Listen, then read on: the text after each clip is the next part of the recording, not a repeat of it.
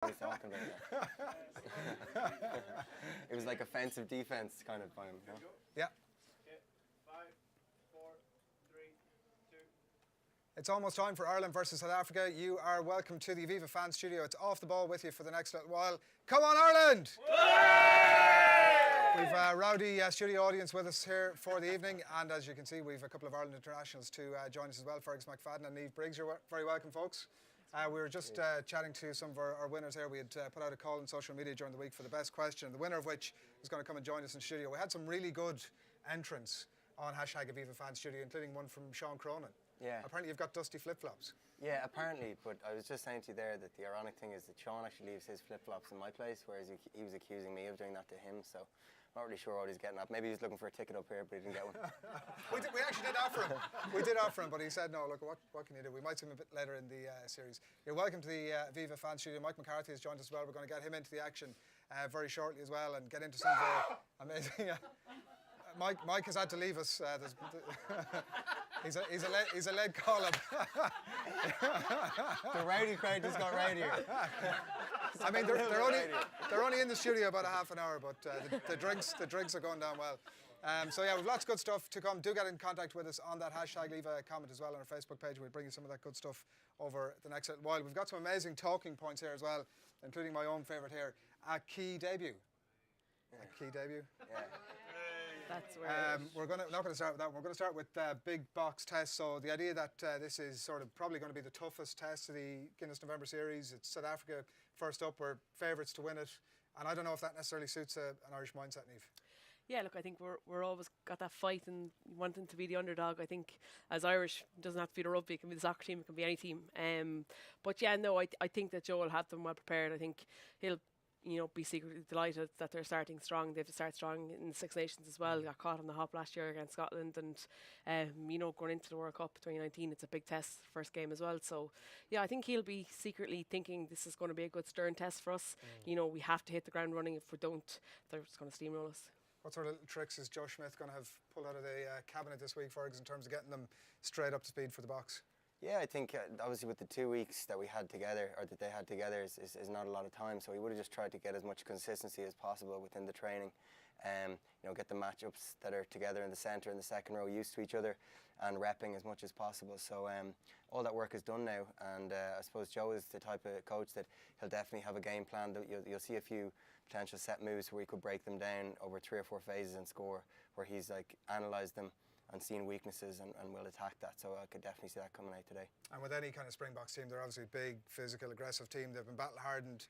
Maybe not the most amazing outcomes, obviously, against New Zealand over the last little while as well. What can we expect from that front, from an Irish point of view, coming up against that physicality? Well, obviously, they're a group that's been together a lot longer than us, so that will play into their hands. But at the same time, there could be a staleness there. They went through a rugby championship that wasn't exactly too successful for them. They got thumped by New Zealand by 50 points in one of the games. So I'd say their confidence isn't exactly on an all-time high. And as you said about Ireland being usually underdogs and favouring that tagline, I think we've gotten used to winning as a nation in rugby recently, and I think we're starting to grow into that tag. Now, the winner of our competition this week is a guy called Mark Hanlon. His Twitter handle is High Life Hanlon. I mean, I don't know what that says about you, Mark. You might want to try and explain some of that to us. Your question was so phenomenal. We invited you along on a +1 today to join us here at the Aviva fan studio, and it was for both of them. Really, was what won it over. What is it? The question's directed at both of the guys. It's really around, I suppose, Joe and management's team is their policy around selection at the moment, and whether they, with regards to Simon Zebo not being selected on the back of a decision he's made to go abroad. I'm wondering if you guys, or how you feel about maybe Tadhg Beirne becoming available for selection on the back of his decision to move back home to Munster next year and play rugby in Ireland. Well, I think the policy around it is that we don't really pick players when they're abroad, and the Simon situation is unusual because he hasn't gone yet, but he's still not getting picked. But I think the reasoning behind that is because they're trying to keep as many Irish players in Ireland, and once players are leaving and they're still being picked for the season going forwards, that they're still involved in Ireland, it just doesn't really set a great precedent. Like, players could tend to leave and there could be a bit more of an exodus, so obviously that's the policy around it. And you know, Simon's hard done by. He's definitely a good enough player to be out there on the pitch today, and it must be tough for him. Yeah, similar. Look, I think you have to fear for Simon. Obviously, he's made this decision, but as Fergus said, like, he's at home. He's still playing here, and you'd have imagined that, you know, he started the season quite well, so he would have definitely been involved today. But I think Tyke Byrne's a huge, phenomenal talent. We're in Munster, absolutely delighted that he's coming back into us, and so yeah, look, I think, as Fergus said, their policy is to pick homegrown players that are actually playing in Ireland and as opposed to playing abroad. But I've no doubt that once he comes back and starts playing, he'll be capped straight away. Give it up for High Life Hanlon. What a Twitter handle. Mike McCarthy joins us. Nice. I'm not getting any of that sort of fist bump action. I'm okay with that. The big news that we didn't tell people before we came on air here is that Simon Zebo is actually here this evening. We wouldn't tell anybody. He has joined us in the Aviva fan studio. I don't know if he's got any thoughts about the reason. And who's this guy, by the way? Who's this handsome back here? Jeez, he's got a big back on that head. I don't know what It this. doesn't look bad from that angle. From the front, not so good. Jeez, you get physical. I'm not sure we're covered for insurance on that, Mike. You're welcome to the Aviva fan studio. Thanks for joining us fashionably late, of course. I'm going to give you that microphone there to hang on to. Thanks very much for having me. We've got some amazing talking points here just on the board behind you. Okay. We've already had the gag here. You get it? Very good. I like it. Yeah, very good. What do you think about Bundy Aki this week? There's been a lot of sort of conversation about the rationale behind getting him here, but from a player's point of view, he's about to make his debut for his adapted nation. He'll be trying to get his head in the game all week. What are you thinking? Yeah, I think it's hugely exciting for Ireland in terms of what he brings in attack. He's obviously a huge ball carrier, really good at offloading, getting his hands free out the tackle, drawing in defenders onto him to free up space for other players. So Ferg's trying to make me laugh here. So I just can't take you seriously. No. He's I think he's going to, building towards the next World Cup. Having Bundy there is going to be huge for us. Defensively, he's extremely physical, hits very hard. Maybe one weakness possibly that teams may identify is that he likes to fly out the line a bit. So Joe's all about staying in the system, staying together. So teams, I don't know, South Africa might identify that he likes to fly out the line, so they might send a few, dummy hard line runners, trying to free up a bit of space out wide. So, but I think it's hugely exciting, and that pairing with Robbie again after the success they had at Connacht together is very exciting. What happens when you're absolutely enthralled by that So answer? that's That was really good though, wasn't it? Yeah, no, it was good. Yeah. It was- A cheer for Mike McCarthy.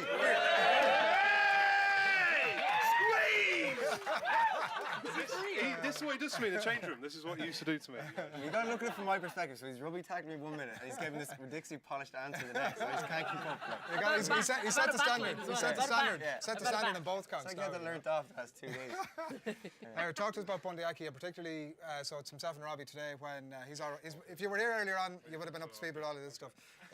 When Gary Ringrose particularly comes back as well, like there's some pretty big options there, but a very different dynamic with those three players. Yeah, we were talking about that earlier on, and obviously Bundy and Robbie playing together in Connacht and that being such a success, I've no doubt it'll go very well. But obviously Gary Ringrose becoming fit again over the next few weeks, going towards the Six Nations with all those three centres firing on all cylinders, it'll be interesting to see what combination Joe Schmidt goes with, because arguably Robbie his best position is potentially 13, so it'll be interesting to see tonight how much they get out of him there. Niamh? Yeah, absolutely. Look, I think it's only a win-win for Ireland. I think that, you want to be in a position for Joe to be able to have those selection headaches and be able to, have those grievances that the public can have of why this person or that person isn't starting. I think, he'd probably cap Chris Farrell next week. Stuart McCluskey's in and about there as well. Luke Marshall can be in and about, comes back in for the Six Nations. So we've got really good strength and depth there, and I just think that Bundy adds to that, and I think we should be embracing it as opposed to what's happened last week. We're going to come back to your prediction board in just here a minute, but we're going to go over to the tactics board. I'm going to wander over here. We've got it's our version of Monday Night Football with Gary Neville and Jamie Carragher. But Fergus he's been in since about 10 o'clock this morning practicing exactly the route he's going to go here with this. But you want to talk to us a little bit about the half-back, because I think one area that Ireland might be able to get at the box here today is maybe the up and under. You might just give us a little bit of a flavour of what you're properly thrown in the deep end what here. you're thinking. This It's very could dynamic. go viral if this goes wrong here for me. Yeah, we were just talking beforehand. I suppose this area of the field here is generally called what we call the grey zone. So in the opposition 22 would be the green zone. The defending 22 would be the red zone, but this in-between area is the grey zone. So usually if you're not going forward with the first 2 or 3 phases, Joe would generally like Johnny or Conor Murray to kick, and they'd probably kick into these kind of 15-metre channels, trying to access the space in behind the wingers. So I definitely see that as being a tactic today. When we're not going forward in this part of the field, Johnny will definitely go to the air, and hopefully we can gain dominance there. You wouldn't do a little Johnny Sexton sort of diagram there, would you? Yeah, so I was kind of working on this. I didn't have much time. Because it's hard for us to get a full picture. Yeah. But you can see here. Very small shoulders. Well, you can see here, Johnny's neck is very long and very thin, and it kind of always has been. He also has very small little shoulders, even though he's very brave with his tackling.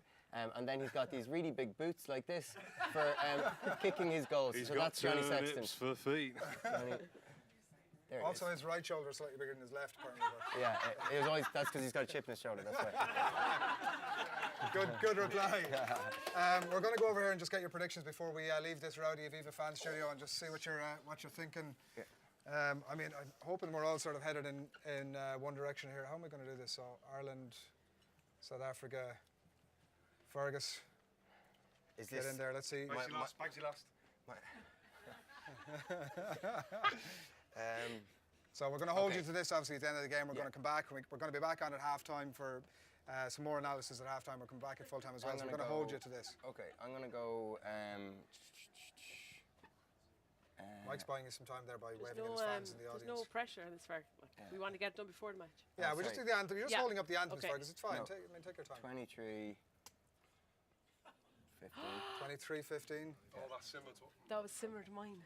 Ah, come on. You Well, you're going to... I saw We need it. you to that tweak is, them up there a small bit. Oh, it's kind of wet. What are you thinking? Both relatively low scoring so far. Well, the weather isn't great. Big dog. You've all sort of seemed to copy each other. Mark, competition winner, come on, you're going to complete things for us here. I said by 10 before High the start life. of the game. High life, go for it here. Come on, get in amongst it. What are you thinking? Squeeze. Yeah, that's more like it. That's more like it. A big score for Ireland. That's what we're going to see. A few tries run in. That's pretty much it from us for the minute. We're all, obviously, I mean, there's only one winner today, right? Take a minute. I thought we had some South African fans in the audience there, the way you reacted. Ireland! We've definitely got one man on message here. We're going to be back again at half-time to bring you the best analysis and some, I don't know, whatever's coming from this angle as well. But from Niamh, from myself, and from Fergus, and from Mike as well, and from the audience. Come on, Ireland! Come on!